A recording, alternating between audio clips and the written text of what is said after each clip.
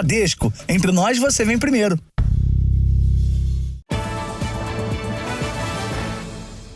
Boa noite. Boa noite. O Jornal da Record começa com uma revelação preocupante sobre a violência no trânsito.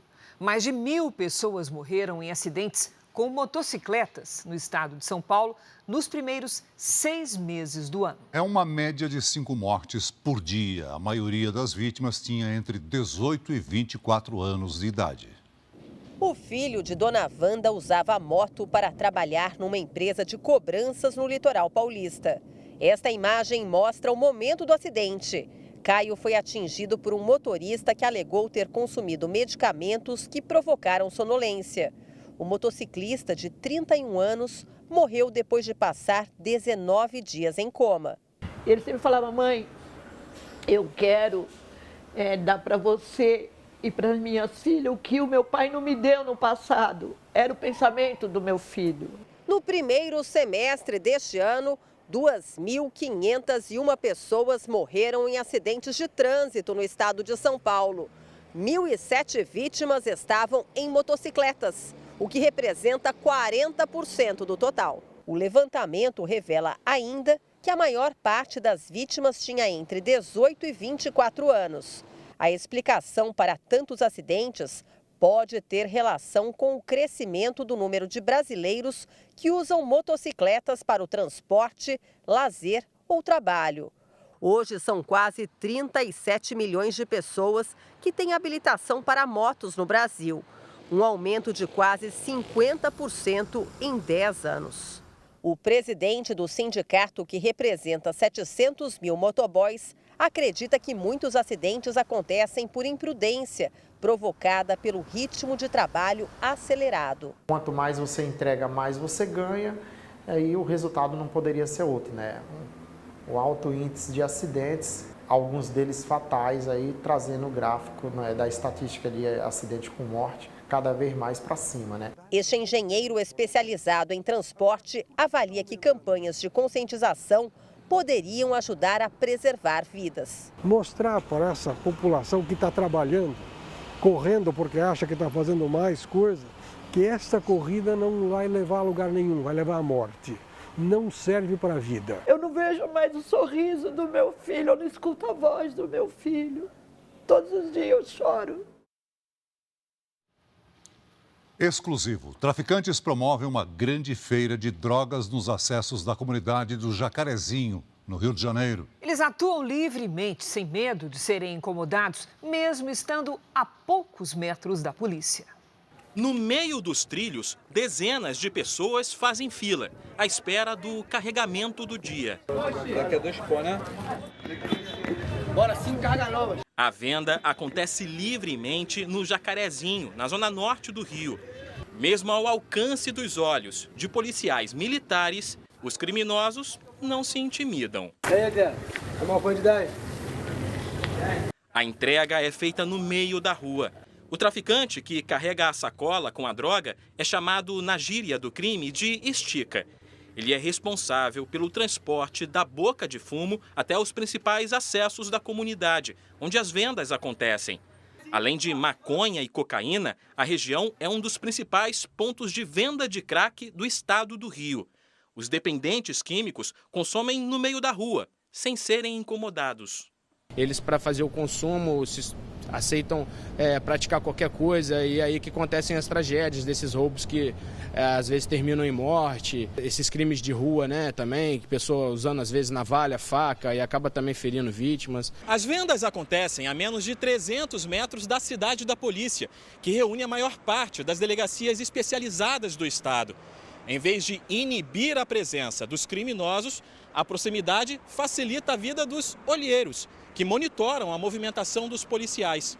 E os traficantes são alertados em caso de operação. No fim de junho, a Record TV denunciou um feirão de drogas também no Jacarezinho. As imagens ajudaram a polícia a identificar Matheus Elídio e Silva. Com 9 anotações criminais, ele foi reconhecido pela tatuagem e está sendo procurado. Segundo a investigação, Matheus é um dos chefes da venda de crack na comunidade. A Secretaria de Estado de Polícia Militar do Rio de Janeiro disse que vai analisar as imagens apresentadas na reportagem e que deve repensar o policiamento na região. Veja agora outros destaques do dia. Advogado Cristiano Zanin toma posse no Supremo Tribunal Federal. Ministério Público vai investigar decisão do governo Tarcísio de Freitas de só usar livros digitais nas escolas. Sem livros convencionais, alunos terão prejuízo no aprendizado. Envolvidos no caso do estupro de jovem em Belo Horizonte, depõe a polícia. Ex-presidente Donald Trump se declara inocente das acusações por invasão ao Congresso americano. Reportagem especial mostra os atletas que se arriscam com anabolizantes para aumentar o rendimento nos treinos.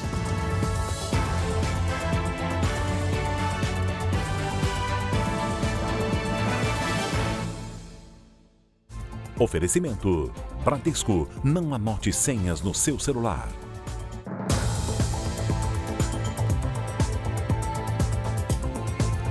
Integrantes de duas quadrilhas que invadiam casas e condomínios de luxo foram presos em São Paulo. A polícia conseguiu recuperar alguns dos objetos roubados. A polícia foi chamada pelos vigias da rua que viram os criminosos em cima do muro da casa. Com a chegada dos PMs, ao menos 4 homens aparecem fugindo. 2 deles foram capturados e os outros 2 conseguiram escapar. Os moradores da casa estão em viagem e o imóvel vazio. A polícia aguarda o retorno da família para saber se algo foi levado. Também hoje, agentes foram às ruas cumprir mandados contra uma quadrilha que roubava casas de alto padrão na zona sul de São Paulo. Um dos chefes do grupo foi preso. Os policiais ainda apreenderam armas, uma moto e vários objetos roubados, como relógios de luxo. Havia ainda um uniforme de gari que era usado nos crimes para enganar as vítimas. As investigações começaram em fevereiro, depois da prisão de um assaltante de condomínios. Nestes 5 meses, a polícia passou a monitorar a quadrilha dele e descobriu que os criminosos se passavam por funcionários da prefeitura e até por moradores do bairro, para conseguir levantar informações sobre a rotina das possíveis vítimas. Até um cachorro de raça era utilizado no disfarce. Escolhiam um alvo, monitoravam a rotina da vítima e quando não havia ninguém em casa, eles acabavam entrando ou arrombando a porta da frente ou pulando um muro, mas buscavam sempre fazer o furto. De acordo com as investigações, os criminosos se escondiam na Grande São Paulo, depois de invadir as casas na capital. Outros mandados de prisão ainda devem ser cumpridos. Um jogador de futebol foi baleado numa operação policial na Bahia. Para justificar, a polícia militar afirmou que ele estava com uma arma e drogas, o que não foi comprovado. Só no primeiro semestre de 2023, mais de 200 pessoas morreram em ações policiais na região metropolitana de Salvador. O jogador de futebol Alessandro Miranda foi baleado na perna durante uma operação da Polícia Militar em Lauro de Freitas, região metropolitana de Salvador. O atleta conta que estava na porta de casa quando foi atingido. A viatura veio deflagrando tiros de lá, eu corri para me proteger, como todo mundo correu. E logo em seguida, na outra rua, fui baleado, fiquei uns 40 minutos lá baleado no chão ainda. Depois eles me deram socorro. Alessandro estava prestes a assinar contrato com um time de futebol do Líbano e agora teme pela continuidade do acordo com o clube. Depois de receber alta do hospital, o jogador foi levado pela PM para a delegacia. Os militares disseram que, além das drogas e armas, uma moto com chassi adulterado estava com o atleta na hora da abordagem. No entanto, a delegada de plantão disse não haver provas de que o material era de Alessandro e ele foi liberado. A defesa dele agora pretende processar a Polícia Militar da Bahia. A PM foi procurada, mas não quis gravar entrevista, nem passou detalhes da operação. Outras 3 pessoas também foram levadas para a delegacia. Segundo o Instituto Fogo Cruzado, no primeiro semestre deste ano foram 207 mortes em operações policiais na região metropolitana de Salvador. Na favela, gente, tem pessoas de bem também. Tem que parar com isso, tem que fazer uma reciclagem. Tem que fazer uma reciclagem porque tá demais. São pessoas inocentes morrendo. Nem todo mundo é vagabundo não, gente.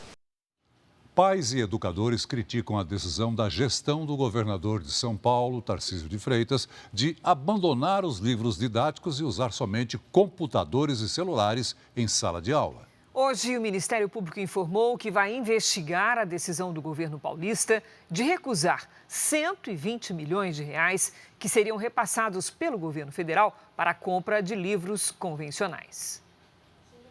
A medida do governo de São Paulo deve atrapalhar a rotina de todos os alunos a partir da 6ª série, início do ensino fundamental 2. O material utilizado nas aulas será apenas digital. Os estudantes devem ter mais dificuldades em fazer as lições de casa, já que sem os livros impressos, todo o conteúdo estará disponível apenas pelo computador ou celular, aparelhos nem sempre presentes em todas as casas. Para esta educadora, é um erro do governo paulista abandonar o formato tradicional. A gente tem riscos em relação à aprendizagem, porque nós sabemos que a leitura no físico e a leitura no digital, hoje nós já temos estudos demonstrando que são processos até cognitivamente diferentes. O Ministério da Educação tem um fundo específico destinado à compra de livros didáticos para a distribuição entre os estados. A gestão do governador Tarcísio de Freitas decidiu que não vai mais participar do programa. Com isso, São Paulo deixará de receber cerca de 10 milhões de livros, que chegariam sem nenhum custo para o estado. O cálculo é da Associação Brasileira de Livros e Conteúdos Educacionais. A Secretaria Estadual da Educação diz que vai distribuir celulares para parte dos estudantes mais pobres e mandar as escolas imprimirem o material para quem precisar. Mas especialistas afirmam que essas medidas não vão suprir a falta dos livros didáticos. As escolas não têm equipes numerosas, né, para lidar com todo o trabalho administrativo que é feito ali no dia a dia. E essa é uma atividade que não pode ser deixada para o dia seguinte. Então, se o aluno precisa do material para estudar, né, no contraturno em casa, ele vai precisar do material naquele momento. Então, a gente pode ter um prejuízo de aprendizagem, sim. A Jéssica lembra bem como foi difícil para o filho, durante a pandemia, depender de conteúdo digital para aprender. Tinha que ficar muito no pé dele. E digital tem outras opções para eles verem, né? Então acabam se distraindo. A leitura é essencial e todos sabem que tela de celular, tablet, computador faz mal, né? Para educadores, a ideia do governo Tarcísio de não usar mais livros impressos não leva em conta a realidade econômica das famílias, que muitas vezes nem têm acesso à internet. A gente sabe que a exclusão digital, mesmo em São Paulo, ela acontece bastante, como em outras regiões do país, né? Então a gente acha precoce, não houve discussão suficiente sobre isso e bastante arriscado, portanto, a gente não sabe como isso vai acontecer na prática. A mesma iniciativa já falhou em outros lugares. A Suécia, país rico da Europa, chegou a abandonar materiais impressos no ensino, como o governo estadual de São Paulo pretende fazer. Não deu certo. E os livros impressos voltaram às escolas suecas. Imaginem que eu tô ali com um aluno do 6º, do 7º ano, vendo ali no livro digital um mapa, uma tabela complexa. Como que é se eu estiver vendo isso no celular, né? A Secretaria da Educação não respondeu às críticas dos especialistas. Disse que permanecerá no programa do governo federal apenas para receber livros de literatura e que produz o próprio material didático digital. Para a Giovana, estudar sem livros em papel vai ser mais difícil. Às vezes você está ali estudando, daí chega uma notificação, daí você esquece de tudo.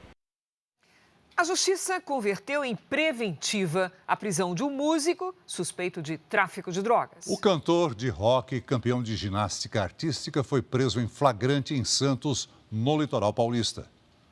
Os policiais entraram na casa em Santos e encontraram o suspeito no quarto. Ele acordou assustado. Polícia. Tá louco eu? Polícia. Gustavo Tavares da Mata Barreto, o Gustavo Fields, de 47 anos, é vocalista da banda Aliados e participou de festivais internacionais de música. Ele também já foi campeão de ginástica artística no Pan-Americano de 1999. Agora é acusado de tráfico de drogas e associação ao tráfico. Segundo a polícia, Gustavo ia até essa casa em Praia Grande, também no litoral paulista, pelo menos 2 vezes por semana.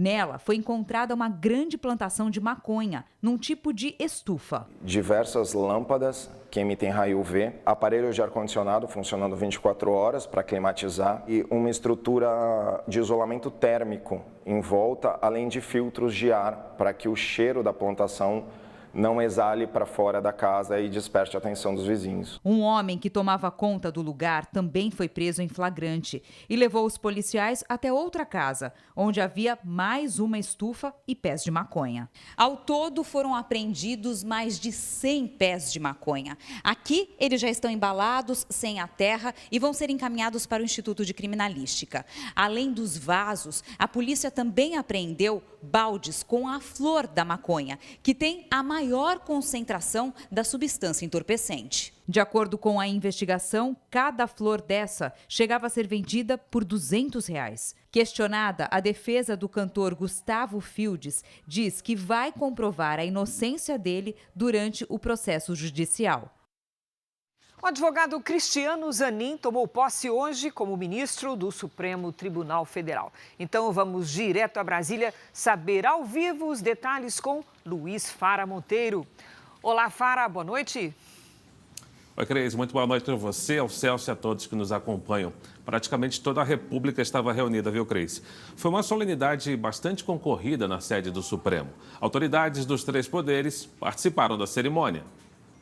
Ao lado da mulher Valesca e dos filhos, Cristiano Zanin entrou no Supremo Tribunal Federal pelo tapete vermelho. A cerimônia teve mais de 300 convidados. Cristiano Zanin prestou juramento, observado de perto pelo presidente Lula, que o indicou para o cargo. Fielmente cumprir os deveres do cargo de ministro do Supremo Tribunal Federal em conformidade com a Constituição e as leis da República. Na cerimônia também estavam os presidentes da Câmara, Arthur Lira, e do Senado, Rodrigo Pacheco. Em nome do Supremo, a presidente da Corte, Rosa Weber, deu boas-vindas ao novo integrante. Em nome de todo o colegiado, quero dar a Vossa Excelência as boas-vindas. Eu estou convicta de que Vossa Excelência, com a sua cultura jurídica, seu preparo técnico, sua experiência e sua extrema alianeza,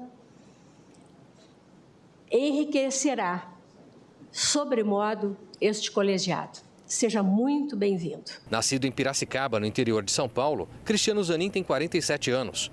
Ele poderá ficar no STF até 2050, quando terá 75 anos de idade. O novo ministro, que completa a formação de 11 integrantes da corte, ocupa a cadeira de Ricardo Lewandowski, que se aposentou em abril. Zanin assume a relatoria de quase 600 processos, como ação que pode estabelecer quarentena para indicações de políticos em empresas estatais. Considerado nos bastidores do Supremo como equilibrado e de perfil técnico, Zanin já deve participar amanhã dos julgamentos no plenário virtual, em que os ministros inserem os votos no sistema eletrônico.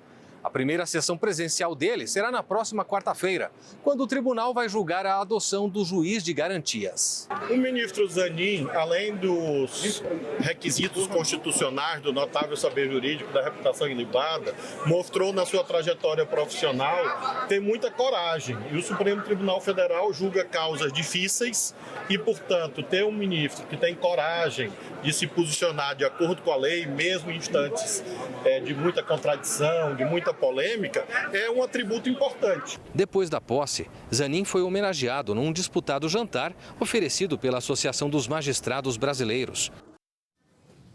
Também tomou posse hoje o novo ministro do Turismo, Celso Sabino, do União Brasil.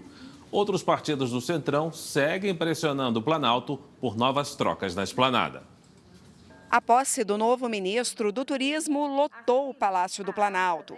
A data e o horário foram definidos para não concorrer com a posse de Cristiano Zanin no STF e garantir público a Celso Sabino. Marcelo Freixo, presidente da empresa brasileira de turismo e que é alvo do União Brasil, estava no palco. O presidente da Câmara, Arthur Lira, sentou ao lado do presidente Lula. No discurso, Sabino disse que pretende aumentar a arrecadação com o setor de turismo. Novas ações, como os programas Meu Emprego no Turismo, Revive Brasil e Embarque Nessa, que serão lançados nos próximos dias. Nossas metas são ousadas. Queremos atingir a casa dos 2 dígitos na contribuição do setor com o PIB nacional, que hoje está em 7,8%. Apesar da proximidade na cerimônia aqui no Planalto, nos bastidores o que se diz é que Lira anda bastante incomodado com a demora de Lula em escolher os novos ministros. Arthur Lira ouviu de Lula que a esplanada estaria de cara nova essa semana. Mas agora o presidente já avisou que só vai tomar uma decisão depois que voltar de Belém, onde participa da cúpula da Amazônia na semana que vem. Ontem, Lula jantou com os dirigentes do PT e informou que será preciso cortar na carne, ou seja, tirar ministérios do partido para abrir espaço aos aliados. Hoje cedo, o presidente deu entrevista a rádios da região norte. Lula disse que está sendo estudada a possibilidade de explorar petróleo na foz do Amazonas. O Ibama já anunciou uma decisão contrária. A exploração na região tem causado discordância entre a ministra do Meio Ambiente, que é contra, e o ministro de Minas e Energia, que defende a exploração. Primeiro nós temos que pesquisar, nós temos que saber se tem aquilo que a gente pensa que tem. E quando a gente achar, a gente vai tomar uma decisão do Estado brasileiro, o que a gente vai fazer, como é que a gente pode explorar, como é que a gente vai evitar que um desastre qualquer possa prejudicar a nossa querida margem, sabe, do Oceano Atlântico na Amazônia. Isso nós vamos ter todo o cuidado, mas pode continuar sonhando, porque ainda há uma discussão. Você continua ligado no JR, daqui a pouquinho eu volto com outras informações direto de Brasília. Cris e Celso. Até já, Fará. A polícia da Flórida, nos Estados Unidos, confirmou que os restos mortais encontrados em 3 malas no mês passado são de uma brasileira. A vítima foi identificada como Aidil Barbosa Fontes, de 80 anos. Segundo a investigação, o marido dela, um americano de 78 anos, foi preso por suspeita de cometer o crime. Na casa de William Lowe, a polícia apreendeu uma motosserra e uma arma. A passagem de um tufão deixou ao menos 2 mortos e 62 feridos no Japão. Na China, onde 20 pessoas já haviam morrido, as autoridades elevaram o nível de emergência com a aproximação do Doksuri. Aqui, a câmera de um carro flagra o momento em que outro veículo cai no buraco da ponte que cedeu. O motorista foi resgatado sem ferimentos graves. O Chile registrou nesta quinta a maior temperatura em 70 anos. Os termômetros bateram quase 39 graus Celsius na região das Cordilheiras dos Andes, em pleno inverno. Uma das maiores preocupações das autoridades é com o derretimento da neve das montanhas e que é necessária para o abastecimento de água da capital chilena. Celebridades de Hollywood fizeram doações milionárias para ajudar atores que estão sem renda por causa da greve na indústria cinematográfica americana. A paralisação já dura mais de 3 meses. Nomes como Leonardo DiCaprio, Nicole Kidman, George Clooney e Julia Roberts arrecadaram o equivalente a mais de 70 milhões de reais. A agência de notícias France Presse move uma ação milionária contra o Twitter na França. A rede social, que recentemente passou a se chamar X, ou X em português, se recusa a pagar pelo conteúdo jornalístico produzido por empresas de comunicação. A ação foi protocolada em Paris, onde fica a sede da agência francesa de notícias AFP. A empresa acusa a plataforma de não ter discutido um possível acordo de pagamento pela veiculação de conteúdo jornalístico. Na França, há uma regra de direitos autorais desde 2019 que obriga grandes plataformas digitais a negociar a remuneração com empresas de notícias pela divulgação do conteúdo. As empresas de mídia argumentam que o material jornalístico agrega valor às redes sociais, que ganham dinheiro com a venda de anúncios. Além disso, há investimentos pesados em jornalismo profissional e as plataformas apenas lucram com o conteúdo de terceiros. O empresário Elon Musk, dono do Twitter, se recusa a negociar e chamou a ação de bizarra. A agência de notícias AFP não é a única a cobrar direitos autorais.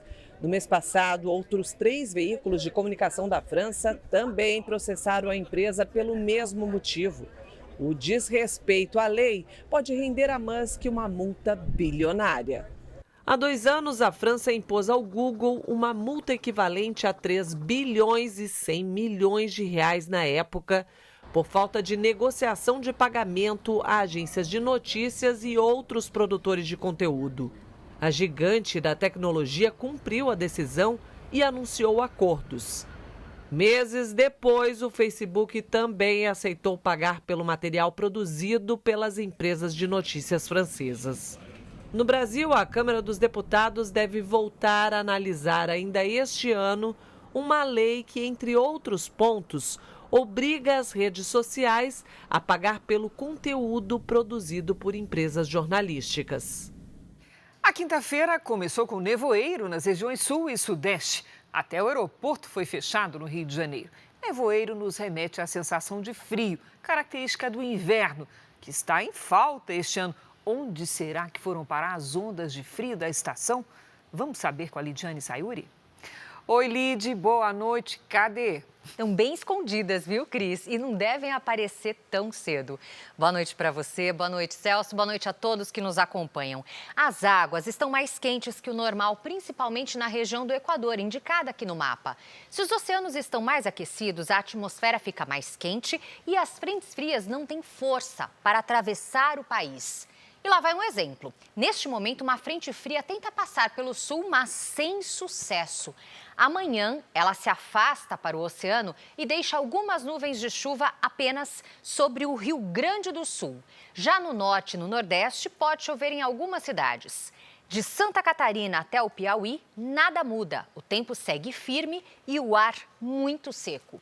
Inclusive, o risco de queimadas aumentou em todas as regiões do Brasil. Em Porto Alegre, faz até 23 graus à tarde. No Rio de Janeiro, máxima de 28. Em Cuiabá, 37. Em Salvador, 29 e até 36 em Rio Branco. Na capital paulista, a qualidade do ar ficou ruim nesta quinta-feira. Amanhã, a umidade do ar aumenta um pouquinho. A temperatura que chegou a 30 graus hoje cai para 26 nesta sexta-feira. Tempo delivery. A Cristina e a Maria José são de Serra, no Espírito Santo. Ô, Lídia, a Maria quer saber se chove amanhã. Opa, vamos lá. Boa noite para vocês duas. Olha, Maria, nada de chuva por enquanto. O sol predomina e o tempo segue bem abafado, com temperatura acima dos 27 graus nos próximos dias. Agora é o Josias de Estrela, Rio Grande do Sul. Josias aqui na nossa tela. Boa noite, Josias. O fim de semana será de sol e temperaturas um pouco mais baixas. Nesta sexta faz 23 graus, no sábado 24 e no domingo até 25. Mande também o seu pedido pelas redes sociais com a hashtag #VocêJR. Cris, Celso. Valeu, Lidi. Até amanhã. Veja a seguir. Polícia ouve envolvidos em casos de estupro de jovem deixada na calçada por motorista de aplicativo. E na nossa reportagem especial de hoje você vai ver casos de fisiculturistas que utilizam anabolizantes para ter um alto desempenho em competições e os riscos que eles correm.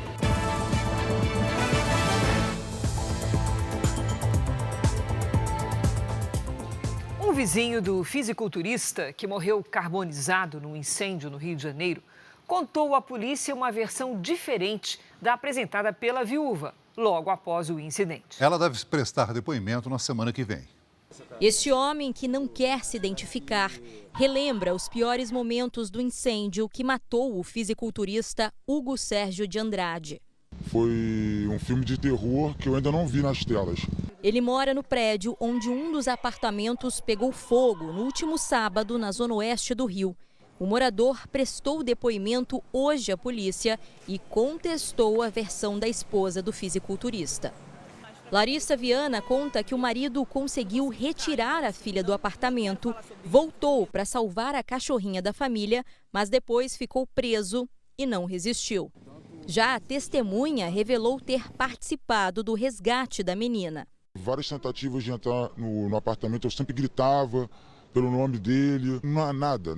Não ouvia barulho só das chamas, dos móveis caindo, porque estavam virando carvão, mas não tinha ninguém lá dentro que pudesse socorrê-la. Agora, a expectativa da polícia é pelo depoimento da viúva. Segundo o delegado responsável pelo inquérito, Larissa não compareceu porque acompanha a filha de 6 anos no hospital. A menina, que teve 40% do corpo queimado, continua internada em estado grave. Logo após o incêndio, Larissa disse suspeitar que o fogo tenha sido provocado por um curto-circuito. Mas o laudo da perícia ainda não foi concluído. Os envolvidos no caso da jovem que foi estuprada em Belo Horizonte prestaram depoimento hoje. O motorista de aplicativo disse à polícia que deixou a vítima na calçada porque precisava trabalhar. Uma manifestação com pedidos de justiça chamou a atenção de quem passou pelo centro de Belo Horizonte no fim da tarde. Acharem que a mulher deve ser estuprada pela roupa que ela estava vestida, porque estava bêbada ou não. Isso é inaceitável. Pela manhã, a jovem que foi estuprada prestou depoimento na delegacia de mulheres. Os irmãos dela e o amigo que chamou o carro de aplicativo também. Kelly Rodrigues explicou que o cartão de crédito da irmã foi usado ainda no veículo, antes do estupro e com a jovem acordada. Estava conversando normalmente, ela tinha ingerido a bebida, né? Mas ela estava lúcida, ela estava consciente, portanto ela colocou o cartão dela para pagar. A mulher de 22 anos voltava de um show no Mineirão no último domingo. O amigo que chamou o motorista disse que chegou a oferecer que a jovem dormisse na casa dele, mas ela rejeitou. As imagens mostram o momento em que o carro de aplicativo estaciona em frente ao prédio dela. O motociclista aparece e ajuda a retirar a moça que está desacordada. O motorista parece tentar tocar o interfone, mas desiste e vai embora. Minutos depois, um terceiro homem coloca a jovem nas costas e a estupra em um campo de futebol. Segundo a polícia, o suspeito é o pintor Wemberson Carvalho da Silva, de 47 anos. Ele está preso. Ela não esboçou nenhum momento, nenhuma reação. Em nenhum momento ela não se moveu para nada. Segundo a família da jovem, a Polícia Civil pediu amostras de sangue ao hospital onde a vítima foi atendida. E um exame toxicológico vai apontar se ela estava dopada. O motorista de aplicativo também foi ouvido e disse que tocou a campainha. Mas, como ninguém atendeu, abandonou a moça porque precisava trabalhar. Versão contestada pela irmã da vítima. Esse interfone você tem que colocar o apartamento. Esse motorista não sabia qual era o apartamento. Ele não tinha nem a mínima ideia de qual era o apartamento. Então, ele não bateu o interfone no apartamento do meu irmão. O motociclista que aparece nas imagens também foi identificado, mas ainda não prestou depoimento. O motorista é tratado como testemunha e não teve o nome divulgado pela polícia. O rapaz deve responder por abandono de incapaz, com pena de até 5 anos de prisão. A defesa dele não foi encontrada. Uma ciclovia instalada em uma rodovia estadual do Piauí gerou críticas e comentários nas redes sociais por causa do alto risco para os ciclistas. Nas imagens é possível ver que a faixa passa entre as duas pistas, como se fosse um canteiro central, no trecho que corta a cidade de Canto do Buriti. Depois da polêmica, a pintura vermelha foi apagada. O Departamento de Estradas de Rodagem do Piauí informou que a obra ainda está em execução e que não haverá ciclovia na faixa central. Nos Estados Unidos, o ex-presidente Donald Trump se declarou inocente de todas as acusações no processo que investiga a responsabilidade dele na invasão ao Congresso americano em janeiro de 2021. Trump se apresentou à justiça hoje na capital, Washington. Por volta das 3 da tarde, pelo horário local, o ex-presidente desembarcou em Washington e seguiu direto para o Tribunal Federal. O ex-presidente foi acompanhado por policiais e agentes do Serviço Secreto. Do lado de fora da corte, manifestantes contra e a favor aguardavam pela chegada de Trump. Não houve registro de manifestações violentas. Dentro do tribunal, a justiça proibiu a gravação de imagens.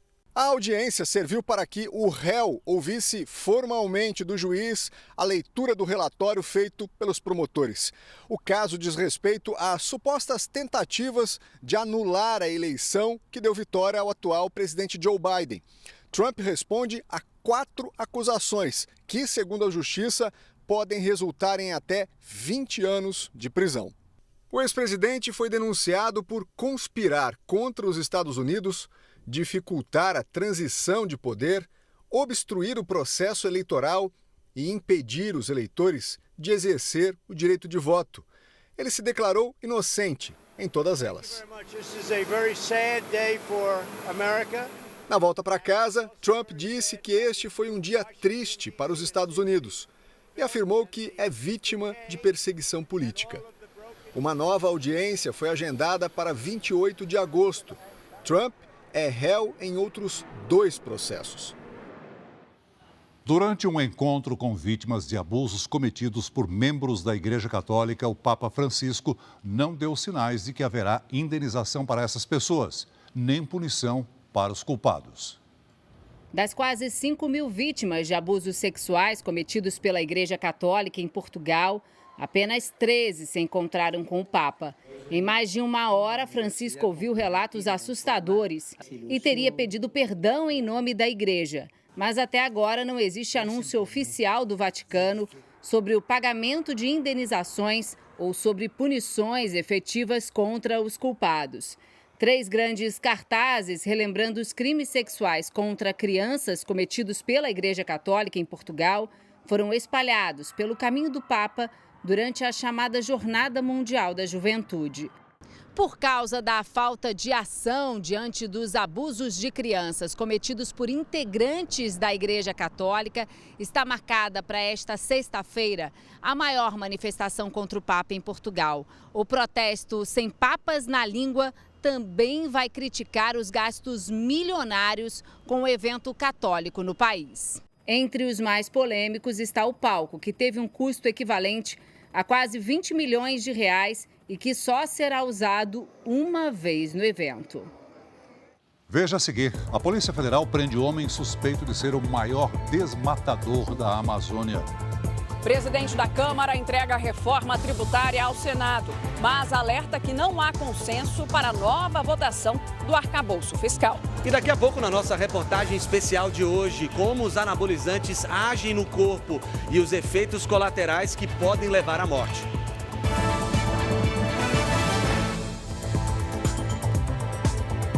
Vamos voltar a Brasília com Luiz Fara Monteiro para falar da reforma tributária. Fara, o texto agora chegou ao Senado. É isso mesmo, Celso. Esse texto da reforma tributária foi aprovado na Câmara e entregue hoje para análise do Senado, a outra casa do Congresso. A expectativa é de que a proposta seja discutida nas próximas semanas para ser votado em outubro.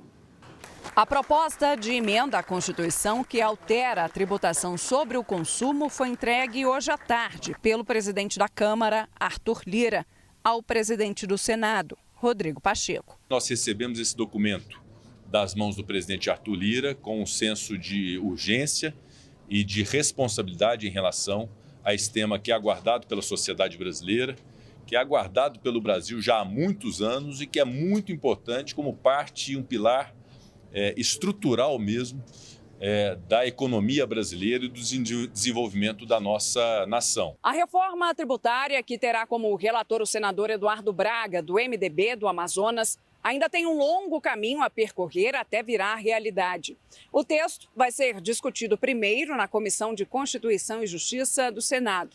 Depois de aprovado, vai ao plenário, onde precisa de voto favorável de pelo menos 49 senadores. Se não sofrer nenhuma alteração, a reforma será promulgada pelo Congresso. Mas a expectativa é de que sejam feitas mudanças, o que levaria a proposta a ser discutida novamente na Câmara. O Brasil precisa de uma reforma tributária que possa ser, ao mesmo tempo, simplificadora, que nós possamos simplificar o sistema tributário nacional, ao mesmo tempo neutra do ponto de vista tributário. Nós não podemos ter aumento de carga tributária, o Brasil não suporta aumento de carga tributária, e equilibrada do ponto de vista federativo. O texto acaba com 5 tributos e cria 2 impostos sobre valor agregado, um federal e outro para estados e municípios. Serão 3 alíquotas. A principal, e que vai ser a base da tributação da maioria dos produtos, ainda não foi definida.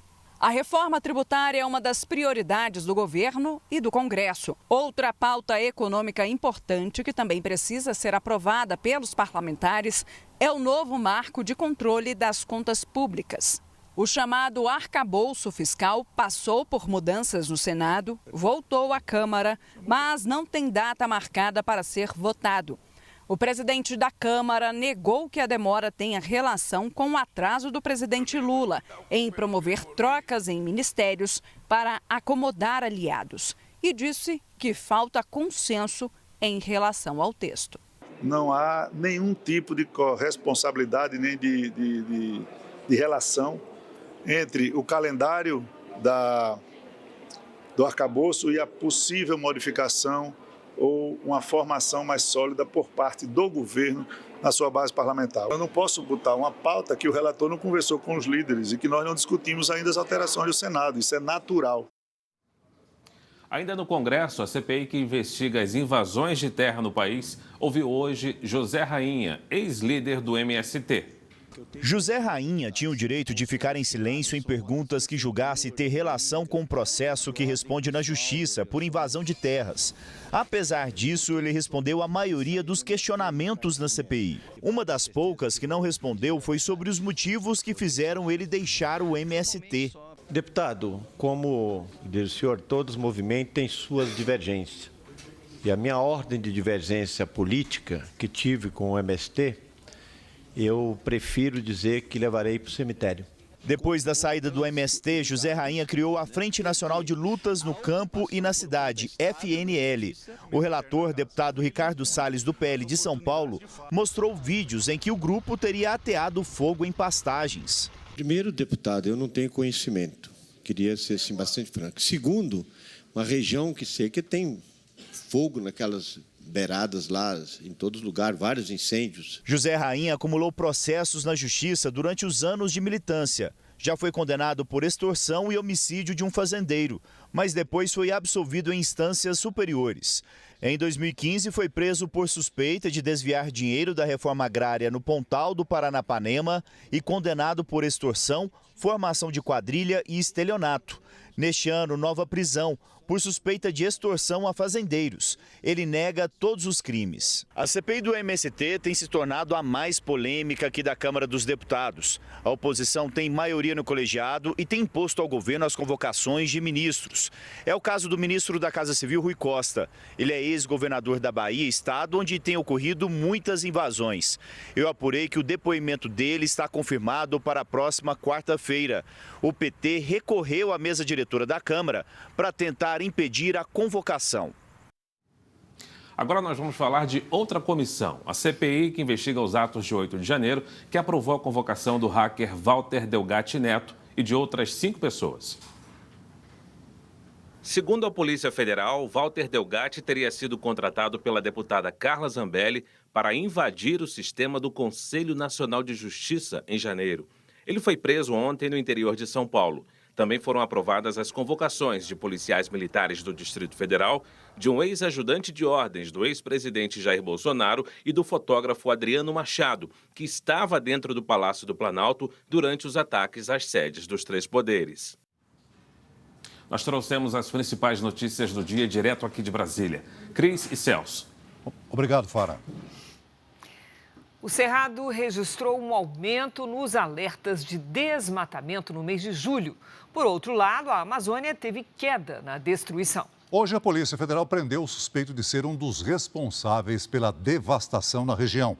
Ele é apontado como um dos maiores grileiros da Amazônia e teria destruído uma área equivalente a 4 ilhas de Fernando de Noronha para criar gado. Foram cumpridos 3 mandados de busca e apreensão nos municípios de Novo Progresso, no Pará, e Sinop, em Mato Grosso. O alvo foi Bruno Heller, apontado como um dos maiores devastadores da Amazônia. Ele foi preso em flagrante no Pará portando uma arma de fogo e ouro sem documentação. Bruno ainda teve 116 milhões de reais bloqueados pela Justiça. Segundo as investigações, o suspeito comandava um esquema de invasão de terras que destruiu 6.500 hectares de floresta amazônica, o equivalente a quase 4 ilhas de Fernando de Noronha, em Pernambuco. As áreas eram desmatadas para a criação de gado. Apesar da ação de criminosos, números do Instituto Nacional de Pesquisas Espaciais mostram que a Amazônia registrou uma queda de 66% nos alertas de desmatamento em julho deste ano, em relação ao mesmo período de 2022. Por outro lado, o Cerrado apresentou alta de 26% em julho, em relação ao mesmo período do ano passado. Segundo o governo federal, a redução nos índices de desmatamento na região amazônica tem relação com as medidas de enfrentamento a crimes ambientais. Entre elas, o aumento de ações de fiscalização, de aplicação de multas e de apreensões. Quando você vê o aumento dessas operações, quando você vê a retirada do gado das unidades de conservação que foram embargadas, que tem decisão judicial, isso cria, um círculo virtuoso de não mais expectativa da impunidade. Nós não conseguimos contato com a defesa de Bruno Heller. Um carro de luxo ficou destruído após um acidente de trânsito na cidade de Anápolis, em Goiás.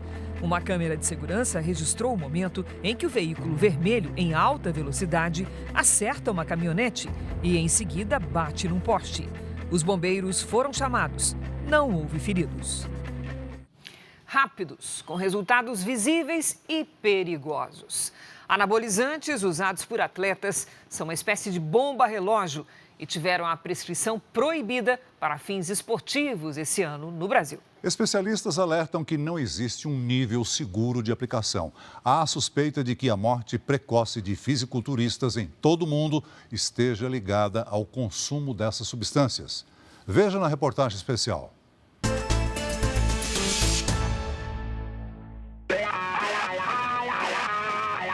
Uma fórmula transformadora, mas perigosa. Não é algo para se brincar e eu não indico para ninguém. Aos 39 anos, Eduardo impressiona pelos músculos. Desde os 17, ele pratica musculação e foi na academia que recebeu o convite para participar de competições de fisiculturismo. E assim, passou a usar anabolizantes para acelerar os resultados dos treinos, o que é um risco. Se você não utilizar um hormônio, sua recuperação muscular vai demorar, vamos dizer, 48, 72 horas, dependendo do tipo que você fizer de treinamento. E isso vai cair para menos da metade com o uso de hormônio. Para ficar com o corpo mais definido, é preciso levar os músculos à fadiga. As fibras vão se romper e, quando se regenerarem, elas voltam mais grossas, o que provoca o aumento do músculo. Os anabolizantes aceleram esse processo. Outra estratégia dos competidores é usar o Sintol, uma substância injetável que provoca inflamações instantâneas.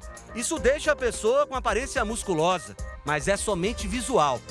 Não há ganho muscular, já que o produto é um tipo de óleo mineral que se mistura ao corpo. Esses produtos, mesmo sendo proibidos, são utilizados por quem busca um bom desempenho durante a prática de atividade física e deseja principalmente um corpo esculpido, bombado. Especialistas explicam que, de fato, os hormônios sintéticos podem trazer resultados rapidamente. Só que, a longo prazo, os efeitos colaterais agem como uma bomba e podem ser irreversíveis. Medicações que o pessoal usa muito via oral, pode dar hepatites, pode dar insuficiência hepática e até ter que transplantar fígado. Quem usa esteroide anabolizante sob o ponto de vista cardíaco também tem mais risco de arritmias. Então, todo esse contexto faz com que esses indivíduos tenham risco aumentado de desenvolverem um infarto ou de fazerem um AVC, um derrame cerebral. Foi o que aconteceu com o influencer e fisiculturista alemão Joe Lindner. Aos 30 anos, ele morreu vítima de um aneurisma. Segundo um artigo científico publicado neste ano por 3 médicos, em 2021, 25 fisiculturistas morreram precocemente no mundo todo. Não é possível afirmar uma ligação direta das mortes com o uso de anabolizantes. Mas um estudo feito na Suécia descobriu que homens que faziam uso não terapêutico de anabolizantes tinham o dobro de chances de morrer do que aqueles que não utilizavam uma substância. Temos visto, infelizmente, um aumento considerável de complicações em fisiculturistas nesse cenário. Desde 2019, pelo menos 86 atletas brasileiros de diferentes modalidades foram suspensos por uso de substâncias proibidas após caírem no doping. O Dr. Clayton coordena um programa de reabilitação de pessoas que fizeram uso de anabolizantes. Pesquisas revelam que o comportamento de quem aplica essas substâncias também muda. Existem dados na literatura mostrando que o risco do indivíduo que usa esteroide anabolizante de cometer crimes violentos é 9 vezes maior. O esteroide anabolizante atrofia o cérebro. Apesar de não ser um esporte olímpico, o fisiculturismo chegou a ser modalidade nos Jogos Pan-Americanos de 2019. Juscelino Santos, o Jussa Garoto, representou o Brasil na competição sul-americana. Quando começou, aos 17 anos, queria desenvolver um corpo igual ao do herói das revistas de quadrinho, Conan, o Bárbaro. Eu falei, o que eu preciso fazer para ter um físico desse? Tem que puxar ferro, tem que ir para academia, então foi o que eu fiz, fui para academia de musculação. Além de um corpo competitivo, músculo a músculo, Jussa é reconhecido por ser um atleta 100% natural. Ele garante que não usa anabolizantes para ganhar massa muscular e melhorar o desempenho, bem diferente da maioria dos atletas que praticam esse esporte. Realmente é muito difícil, porque o anabolizante entrou na vida do atleta de fisiculturismo de uma forma que todos acham que esse é o caminho, mas eu, graças a Deus, tive o privilégio de ter um resultado mais rápido. Não querem fazer muito esforço, porque o atleta natural geralmente faz o dobro do esforço do que um atleta que usa os esteroides anabolizantes, né? Eu demorei 12 anos para fazer minha primeira competição. Muita gente não faz ideia, mas Jussa tem a doença de Chagas. Causada por um parasita, ela pode levar a pessoa a ter problemas digestivos e cardíacos. Isso sempre dificultou a rotina de treinamentos e também criou uma proibição para ele. Que se eu fizesse uso de algum tipo de esteroide anabolizante, eu simplesmente estaria antecipando minha morte. Então, qual é o segredo do Jussa para ficar assim? O segredo não pode contar não, hein? Mas, pessoal, é o seguinte, muito treino, muito descanso, boa alimentação, tá? E regrar, tá? E outra, não tenha pressa. O Jornal da Record de hoje termina aqui. Essa edição na íntegra e também a nossa versão em podcast estão no Play Plus e em todas as nossas plataformas digitais. E à 00:30 tem mais Jornal da Record. Você fica agora com a série Reis. E logo depois de Jesus, tem eliminação na nova temporada de Top Chef Brasil. Ótima noite para você. Boa noite.